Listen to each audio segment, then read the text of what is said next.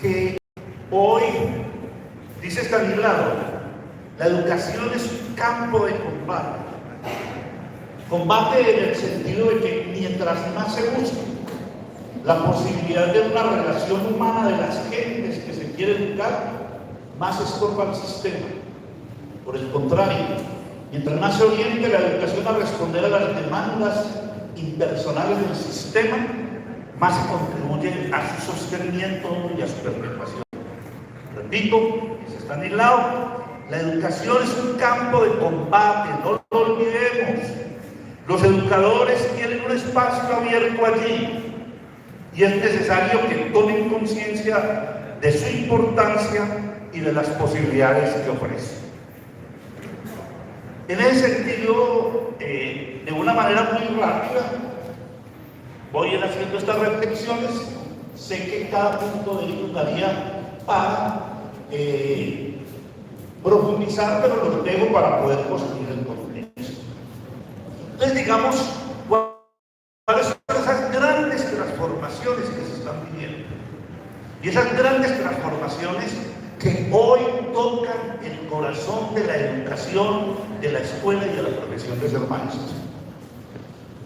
Voy a mencionar 6, que hoy hay una especie de acuerdo mundial. Cuando uno lee todas estas discusiones, se encuentra que uno se apoya en uno lugar. Y él dice que un cambio civilizatorio de esta envergadura no se veía hace 12.000 años. Ojo, 12.000 años.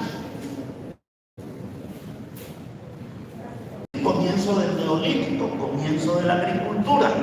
Y él dice, los invito a que miren ese texto de él, precioso, que se llama Ser sabios, convertidos en profetas, con las cuales él abandona el Departamento de Física de la Unión Europea y se dedica a la educación, porque dice que lo único y el único lugar por donde se transforme el mundo de hoy es la educación.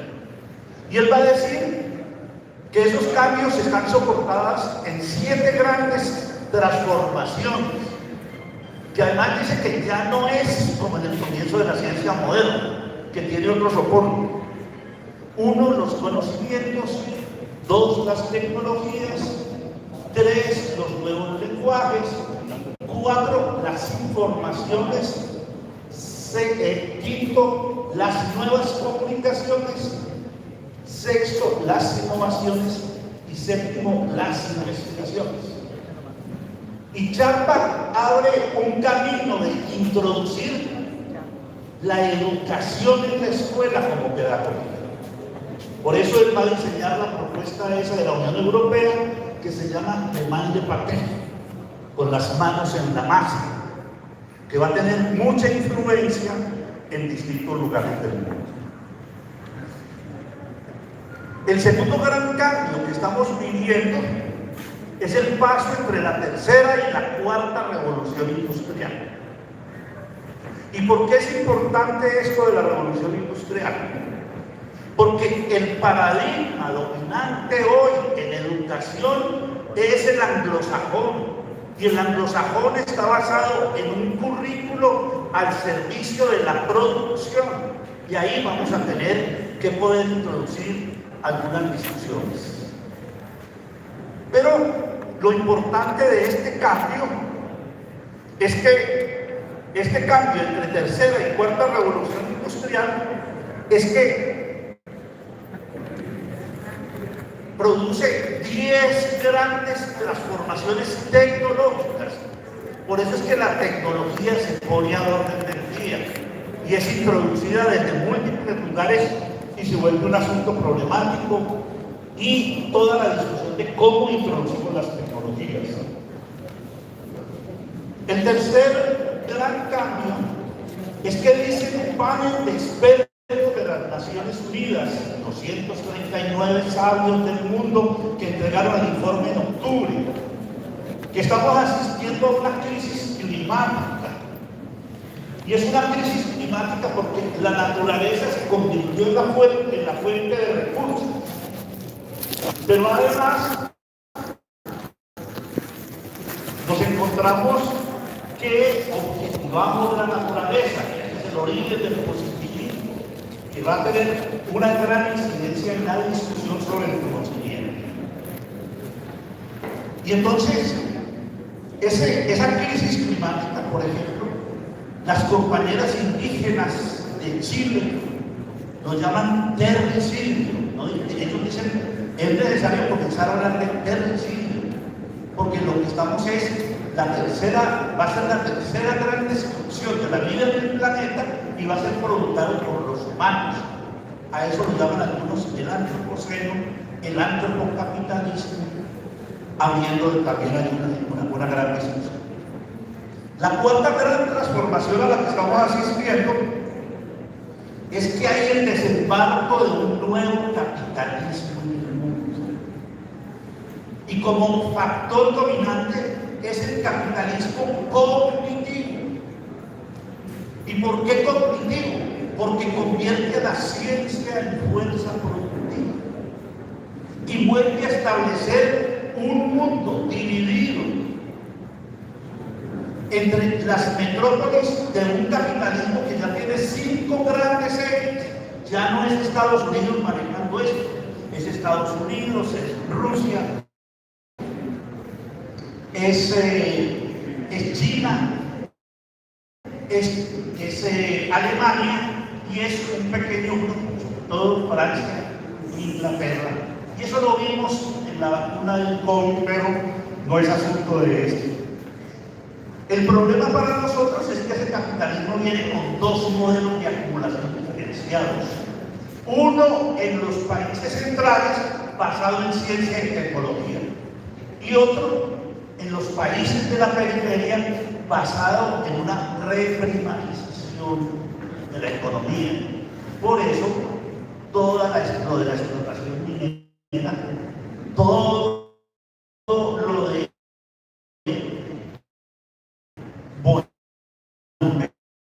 era un tipo de producción. Por eso el fin del campesinado que plantean algunos de estos sectores con su teoría de nuevas ruralidades, que va a tener una influencia profunda, por desgracia, en la idea rural que nos viene planteando el Banco Mundial. Entonces tenemos un nuevo capitalismo. Por eso nosotros no podemos seguir peleando en los términos clásicos. Tenemos que cambiar las maneras de luchar. Y eso va a significar una reorganización del sistema educativo y escolar. Pero como si fuera poco, tenemos estas 4 grandes transformaciones y nos llegó una quinta, la sindemia. Y miren que no hablo de pandemia. Y no hablo de pandemia porque la sindemia, según un médico antropólogo norteamericano, desde la década del 90, la sindemia es cuando se unen 2 pandemias y sus resultados son más catastróficos que cada una de las 2 por separadas. Entonces nosotros decimos que no le podemos regalar al capitalismo su parte de responsabilidad en la crisis del COVID-19. Si decimos que es una pandemia, es como si fuera solo un asunto de biológico, pero no. A esa pandemia de tipo biológico se unió una pandemia de tipo social, el neoliberalismo. Habíamos desmontado los estados de bienestar y habíamos desmontado los estados de bienestar y la mayoría de pobres en el mundo. No tengo tiempo de mostrar estadísticas, pero tuve que recurrir a ellas cuando yo me di cuenta, yo casi me muero de COVID y tuve que recurrir críticamente a eso, me di cuenta que los sistemas, por ejemplo en Estados Unidos, en el momento que busqué las cifras, el 80% de los muertos en Estados Unidos del COVID-19 eran de los 40 millones de norteamericanos que no tienen sistema de salud. Entonces estamos frente a una sindemia. El sistema de salud y la manera como desmontó el neoliberalismo los sistemas de salud en el mundo, hay que responsabilizarlo de parte de él. Hay el escrito, el propio Acuña me estaba pidiendo un texto que le voy a enviar sobre estas reflexiones de este punto.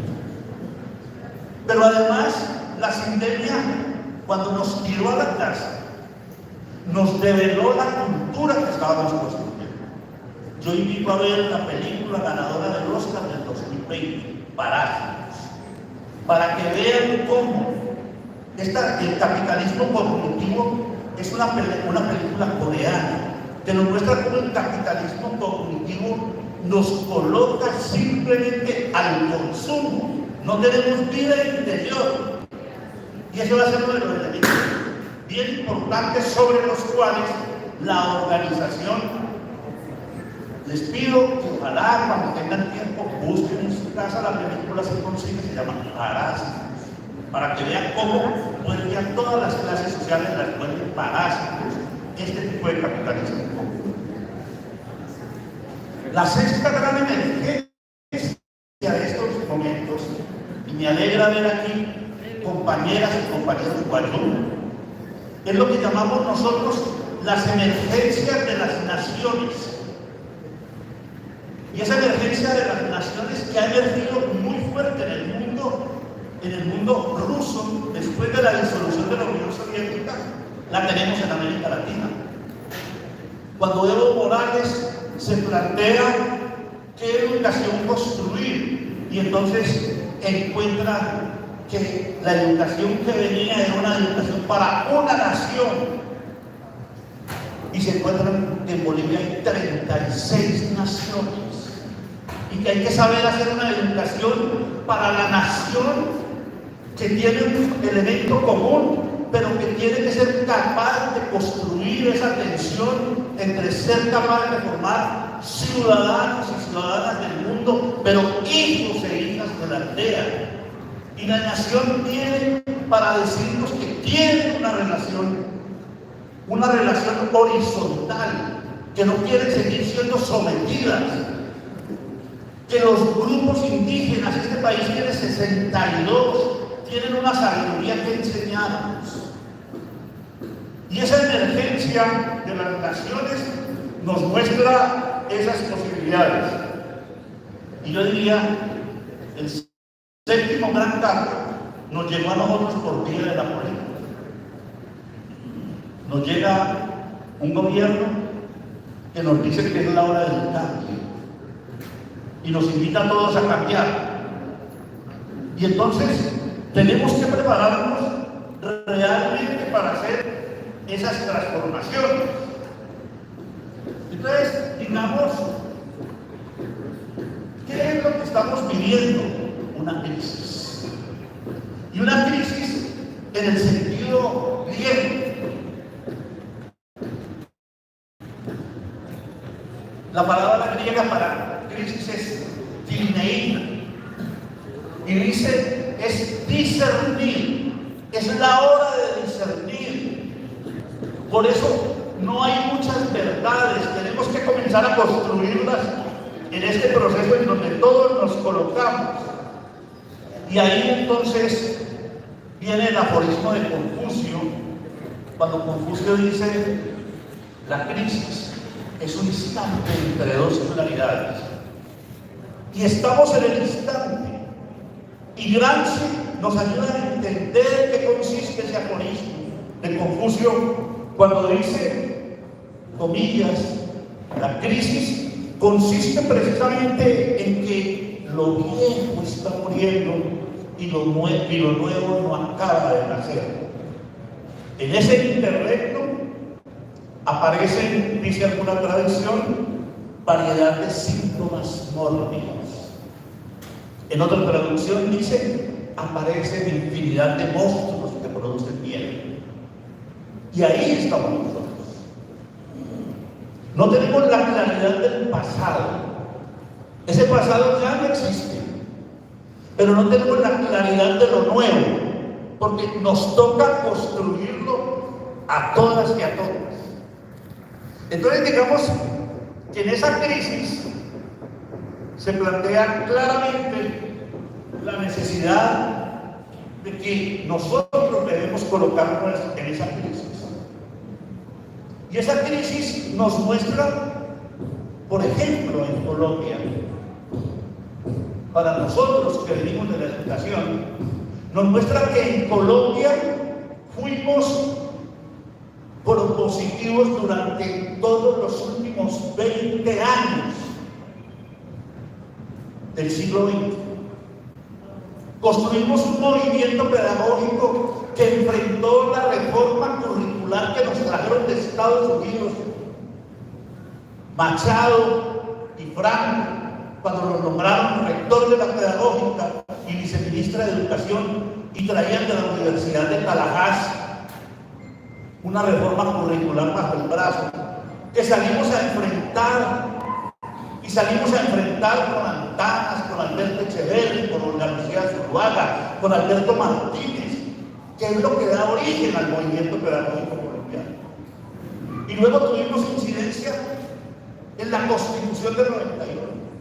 Y luego colocamos nuestros elementos en la Ley General 115, la más progresista del continente. No la verdad absoluta, porque el capitalismo no nos va a dar la revolución por decreto. Pero desarrollamos con ella un plan decenal que trajo consigo un elemento muy importante, y fue la expedición pedagógica nacional. Así, a algunos no les guste, no la acepten. Ahí está en el primer plan nacional. Pero luego viene una gran derrota histórica de FECODE, que nos puso a la defensiva, por razones que no hay que explicar acá. 3 asuntos que se perdieron en 2 meses de lucha. Uno,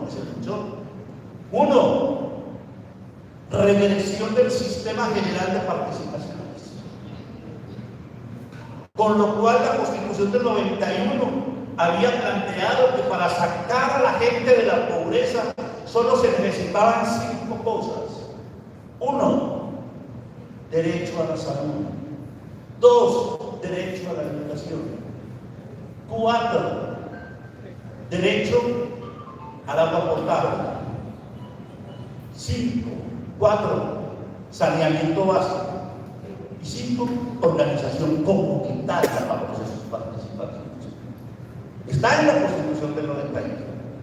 Y se perdió, y después nunca lo devolvieron. Por eso este va a ser uno de los asuntos centrales en las luchas que vamos a tener en este tiempo. Y en esa derrota histórica de FECODE comenzó a la defensiva. Y me perdonan, sacó la cabeza solo en el 2016, que la gente volvió a salir a la calle. Pero durante todo este tiempo, el Ministerio de Educación de Colombia, y hay que decirlo así, se dedicó a hacer contrarreforma educativa vía decretos gubernamentales. Y no solo eso, sino que eso que se dedicó a hacer terminó desmontando los elementos fundamentales de la Ley 115, profundizando en la Ley 715, que era el neoliberalismo en la escuela,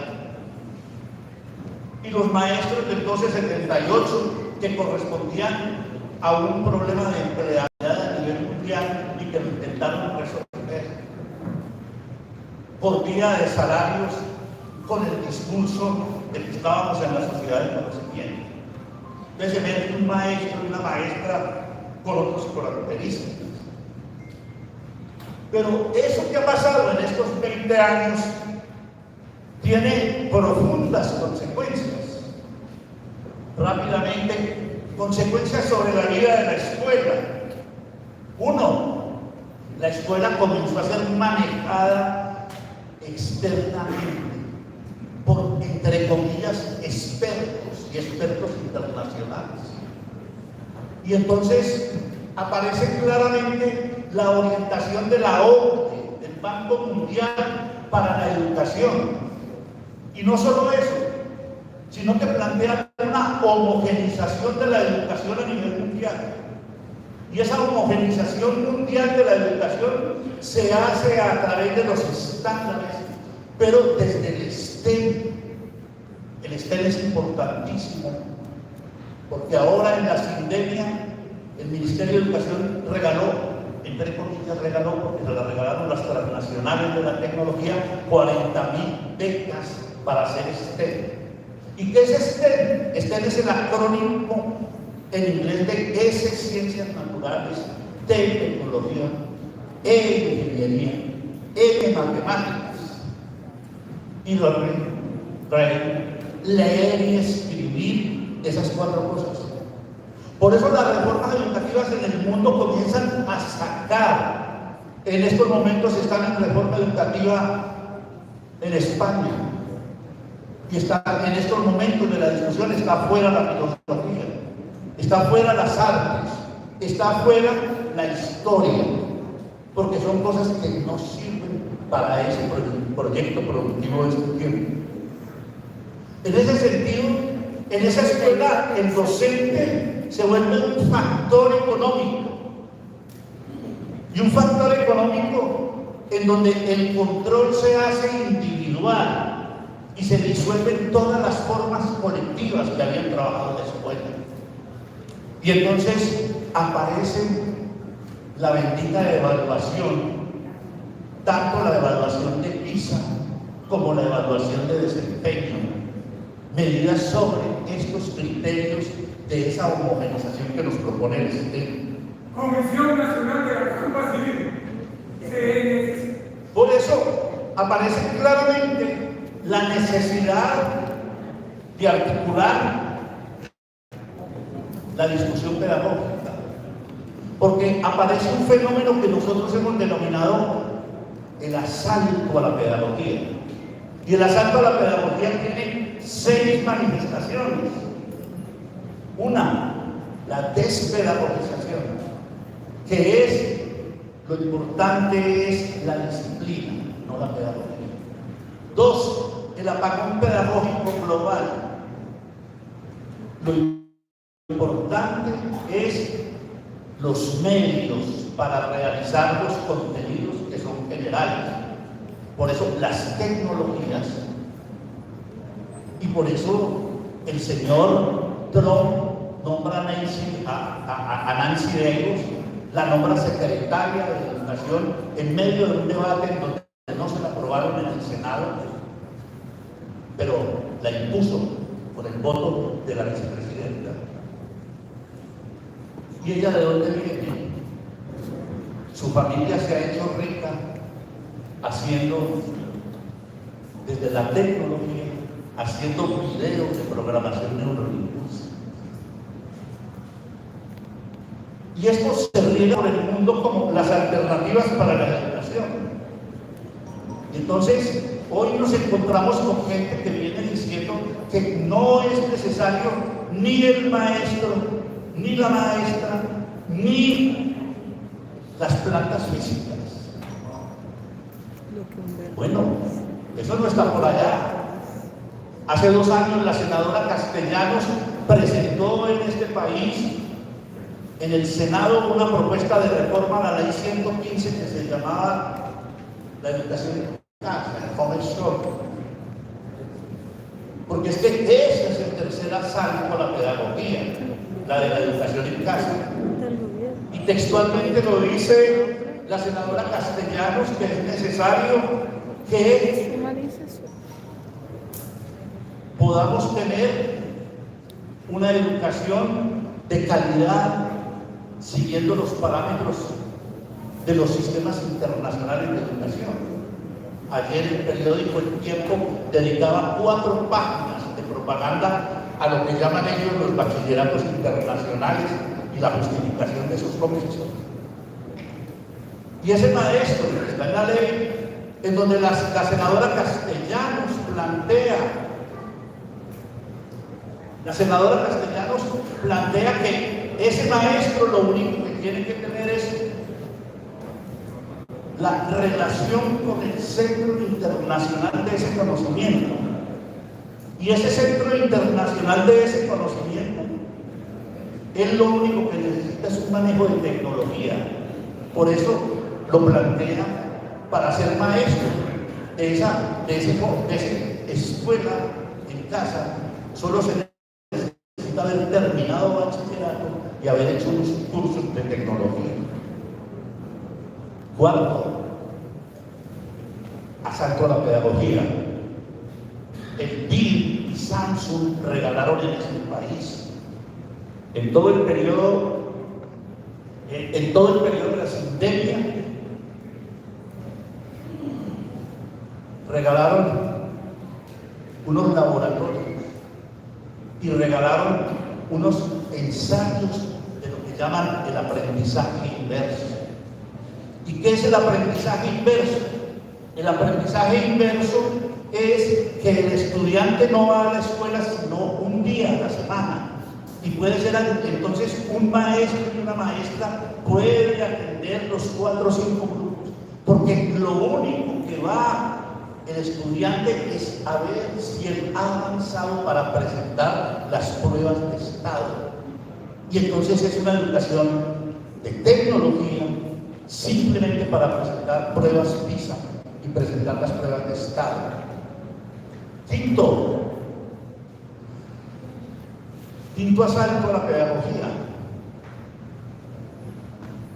Descrédito de todos los procesos críticos en educación. Y se inicia un descrédito diciendo que las críticas que estamos haciendo a la tecnología es porque somos premodernos, porque no somos de este tiempo. Ustedes lo vieron claramente en ese doble cuando la señora Segovia, que fue viceministra de Educación en medio de la pandemia, dice que a los maestros les debía dar pena estar siguiendo a FECODE, una gente ignorante, porque esa es la sexta asalto a la pedagogía, el descrédito de las formas organizadas de los maestros. Y lamentablemente hay mucha gente en esa proliferación de sindicatos, aprovechando la crisis de FECODE, diciendo que el problema es de la organización. Y entonces están pescando en río revuelto, planteando otro tipo de organizaciones. Y séptima, proceso de asalto a la pedagogía. La empresarización de la escuela. Y una empresarización de la escuela, yo acabo de tener un debate en Medellín, en donde había gente del sindicato antioqueño, y yo les decía, a ustedes, señores, que andan metiendo la tecnología empresarial en la escuela, ustedes le están haciendo más daño a la escuela. Porque no es lo mismo trabajar la tecnología para la empresa que la tecnología como mediador pedagógica. Son dos cosas totalmente distintas. Que una alcaldía, en nombre de que viene del progresismo, les eche el cuento de que ustedes pueden apoyar eso. La historia más triste que yo me encontré de eso fue arriba, en el Tolima, en Vista Hermosa, a 4 o 5 horas por tierra de Ibagué. Llego yo a una escuela rural a hacer un taller con maestros. Y me dicen los maestros, no, es que nosotros estamos muy avanzados en tecnología. Tenemos la tecnología de crin helado para la escuela. Los empresarios, crin helado, eso que nosotros llamamos el filantrocapitalismo, porque es un filantrocapitalismo que lo único que está buscando es apropiarse de los espacios escolares, desacreditar la acción del maestro e instaurar, me perdonan, duro, instaurar una tecnología que es una ferretería, porque no se está trabajando integralmente el asunto tecnológico en estos procesos. Pero también el sector más golpeado de los movimientos sociales es el sindicato. No solo golpean la escuela, sino los sindicatos. ¿Por qué? Porque los sindicatos han surgido de la primera generación de los movimientos sociales. Y su idea de lo político, su idea de lo gremial se ha mantenido fija durante mucho tiempo. Y este capitalismo trae una profunda reorganización del mundo del trabajo, porque su reorganización se hace desde el trabajo inmaterial. Y curiosamente, ustedes lo pueden ver, cuando la CUT surgió en Colombia tenía 1.360.000 trabajadores. Hoy la PUN no tiene más de 550.000, 600.000 afiliados y más de la mitad son de Pecora. Hay una crisis de la estructura sindical a nivel mundial y eso hay que revisarlo para poder darle salida a eso. Eso ha generado también un nomadismo organizativo. La gente en medio del desconcierto va a un lado, se mete a otro, donde le ofrecen que ahora sí, y por eso están pululando. En algún evento al que yo fui, habían 48 sindicatos para el magisterio. Y siguen proliferando, porque hay gente que vende, no entiende que estamos en este tránsito y que la invitación a todas y a todos es que hagamos ese proceso. Por eso hay que reasumir el sentido político del capitalismo cognitivo y colocarlo como fundamento de una actividad del trabajo inmaterial. Ojo, en donde el cuerpo se convierte en lugar fundamental. Porque es el cuerpo el que porta el instrumento de trabajo en este capitalismo. Y eso cambia relaciones y obliga a otros replanteamientos. Es decir, estamos también en la hora de la reinvención de la democracia. Esta democracia tiene que ser reinventada para no seguir reproduciendo ni en la organización gremial ni en la organización política la crisis de ella misma y que nos lleve a otros lados. Por eso creo que salen claramente unas agendas para ir cerrando, unas agendas que nos permitan enfrentar estos asuntos y que nos permita enfrentar estos asuntos con una característica, y es que vamos a reconstruir la sociedad, vamos a reconstruir la democracia, vamos a reconstruir la escuela, la educación, la profesión de maestra y maestro. Primero elemento de la agenda, desde mi concepción,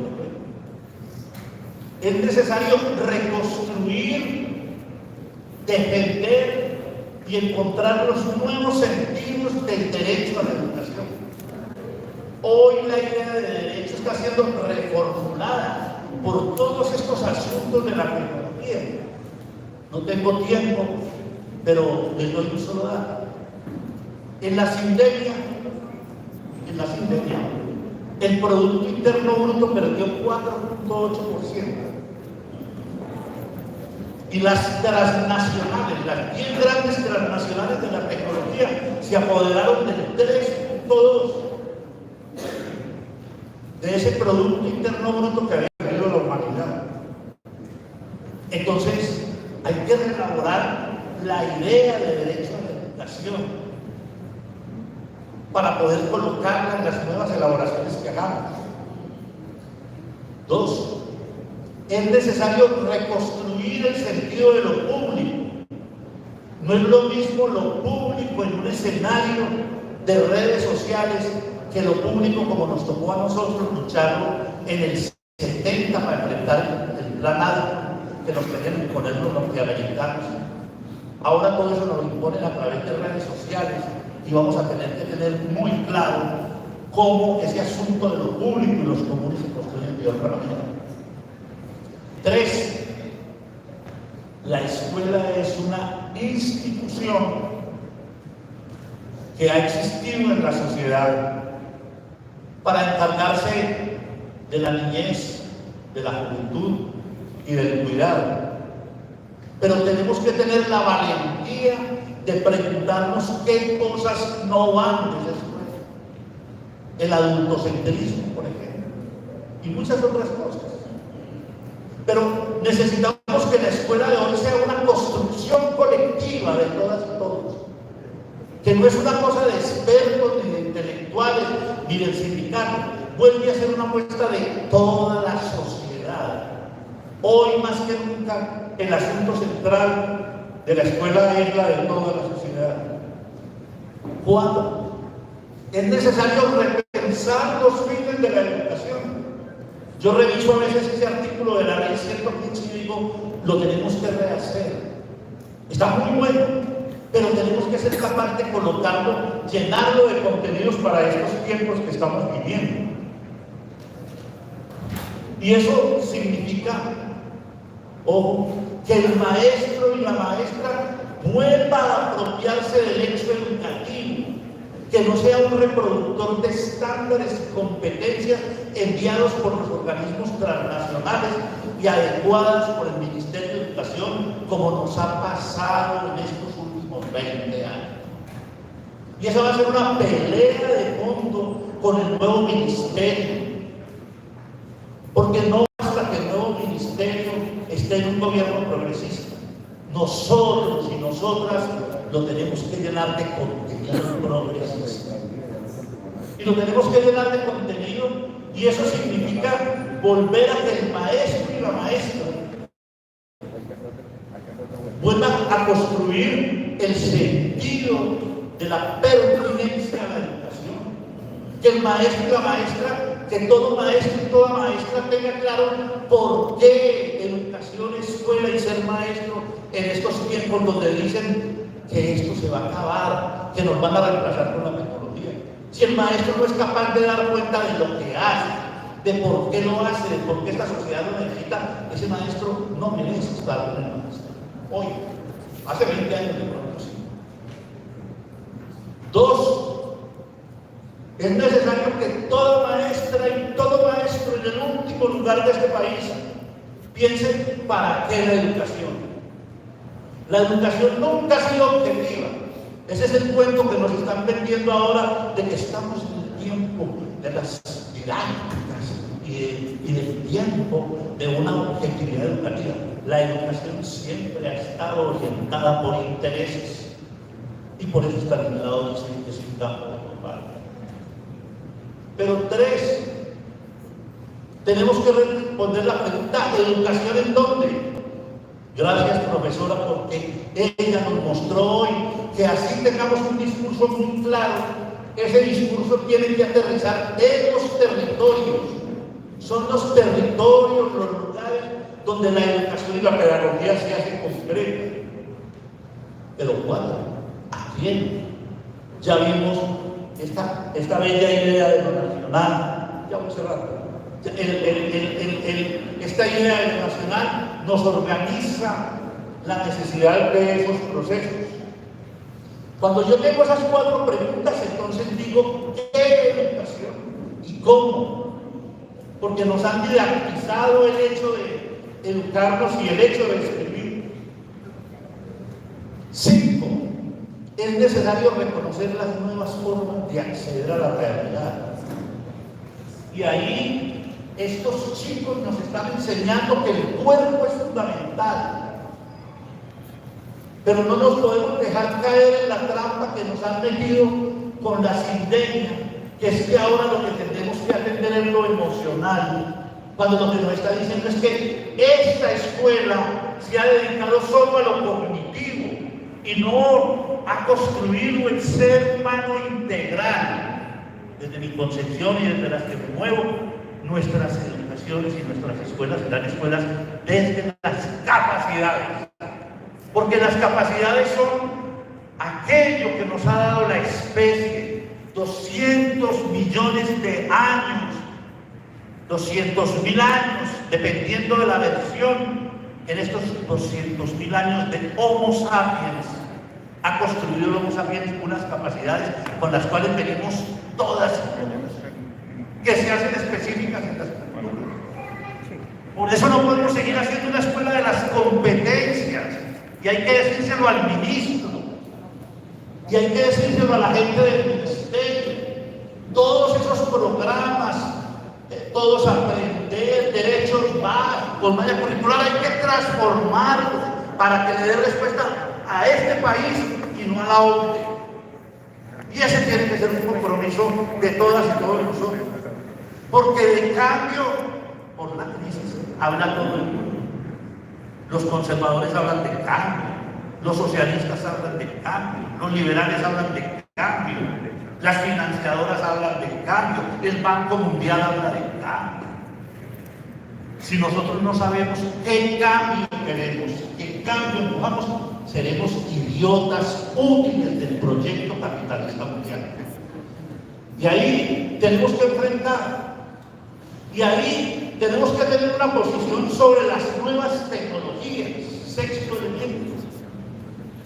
Las nuevas tecnologías a las que nos estamos acercando desde la inteligencia artificial no son parte. La educación siempre ha tenido tecnologías, ha tenido las de cada época.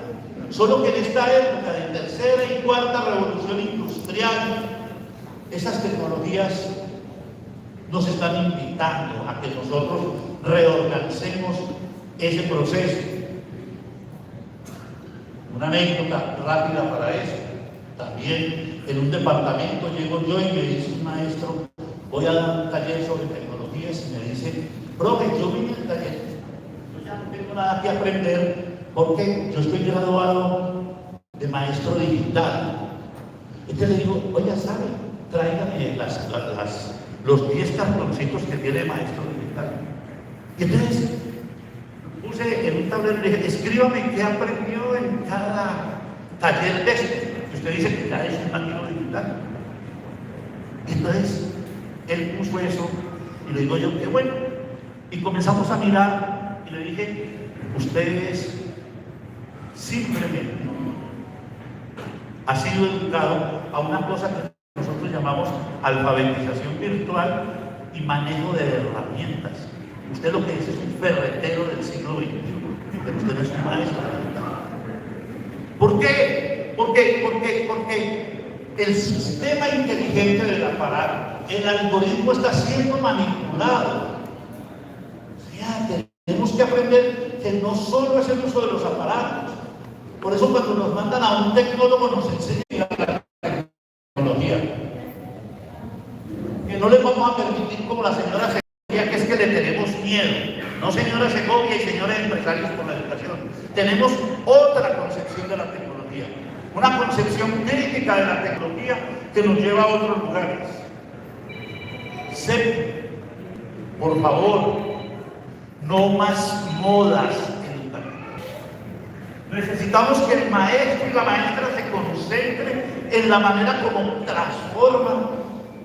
Pero tenemos vendedores de modas educativas. No voy a mencionar porque el tiempo no me da, pero hoy hay 10, 12 modas corriendo por la escuela y la gente corre y corre a esas maestrías.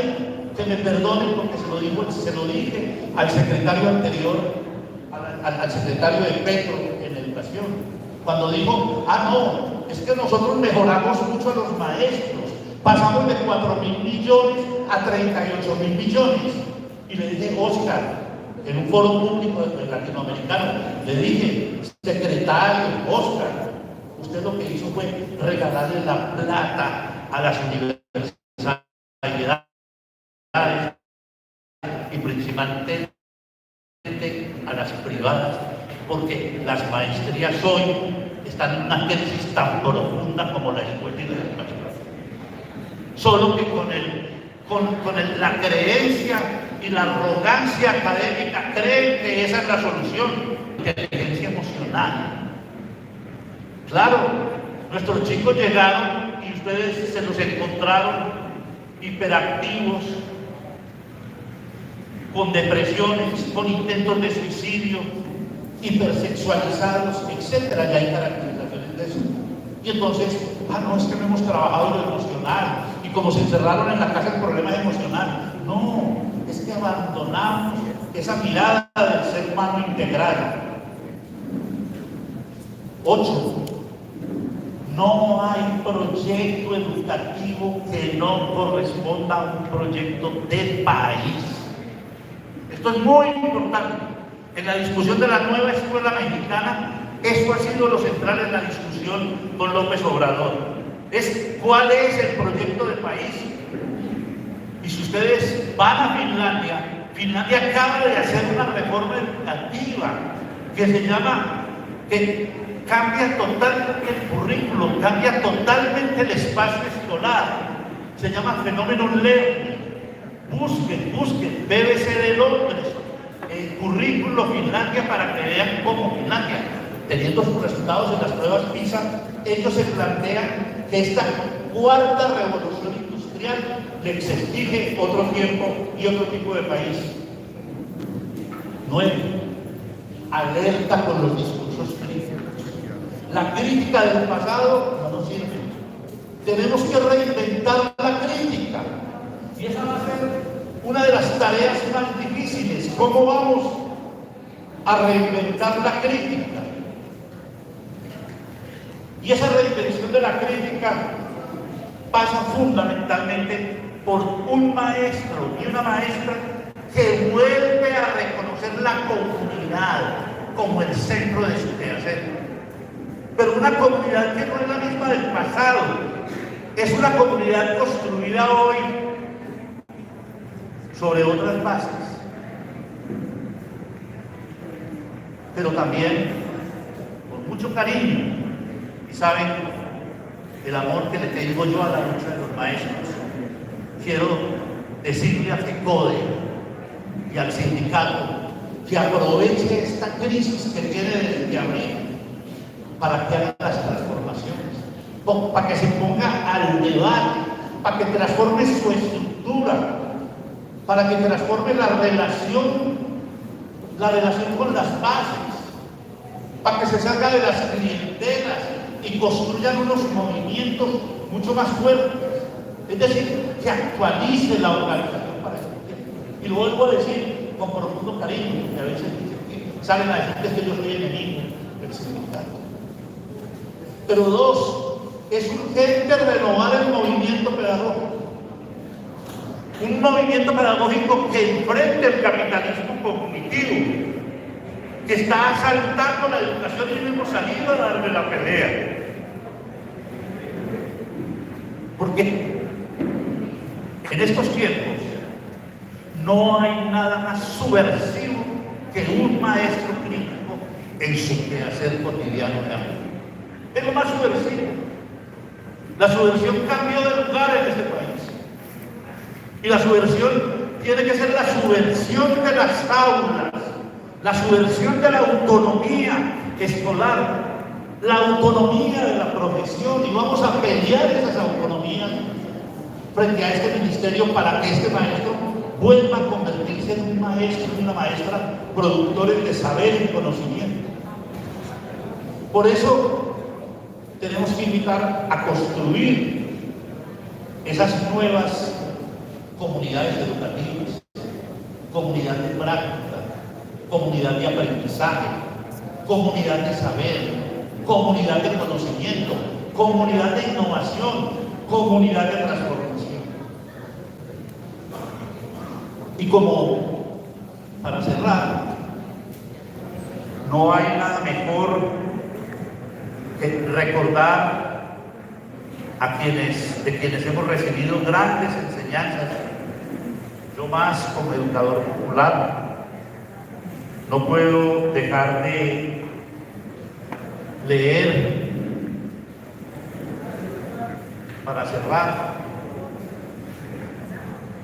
y decir que esas peleas de ayer, esas peleas de hoy, hace mucho tiempo nos las vienen recordando nuestros sabios mayores.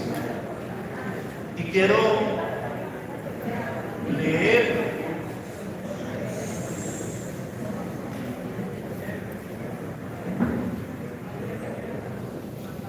una cita de Andrés Bello que traigo yo acá en este libro sobre Simón Rodríguez.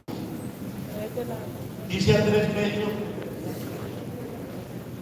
mírenlo bien, ¿quién es Andrés Bello? Y esto es lo que le va a discutir Simón Rodríguez.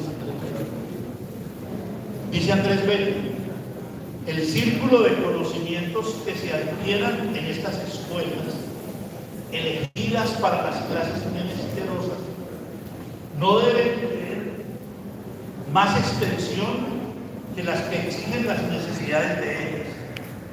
Lo demás no solo sería inútil, sino hasta perjudicial. Porque además de no proporcionarse ideas que fuera de un proyecto conocido en el curso de la vida, se alejaría a la juventud de las clases menesteros de los trabajos productivos. La educación, ese ensayo de la primera edad, prepara a los hombres para desempeñar el papel de la suerte que está destinado. Y decía Rodríguez respondiéndole: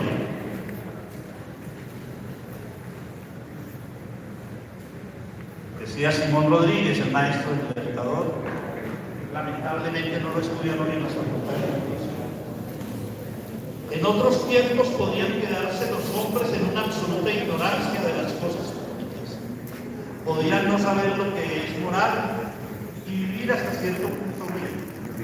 Podían no entender economía y comerciar, gobernar sus negocios y los ajenos, y hasta llegar a ser ministros en las Indias sin cometer hierro de cuentas.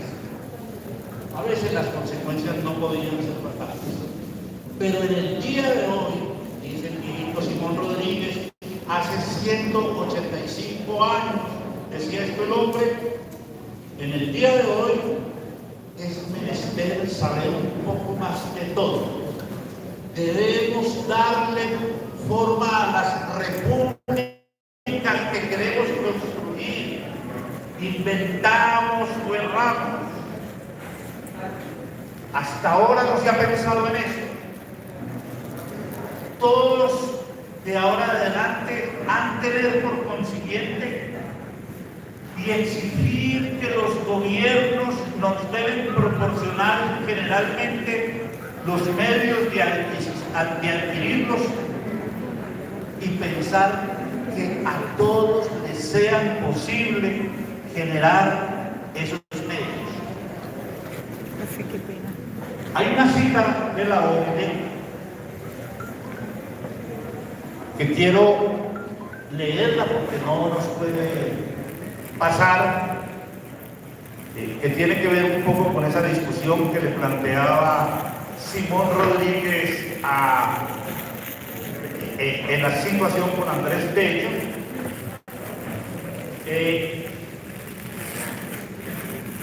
Y ahí, en esa, dice la OCDE,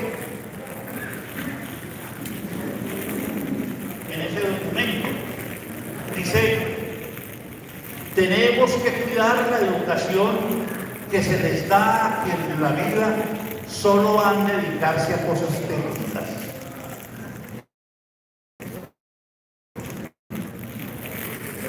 Y la escuela ha de ser responsable para no enseñarles más de lo que necesitan. Lo dice la ONU 200 años después. La invitación es, con Simón Rodríguez, o inventamos o erramos. Estamos en el tiempo histórico para ello. Muchas gracias.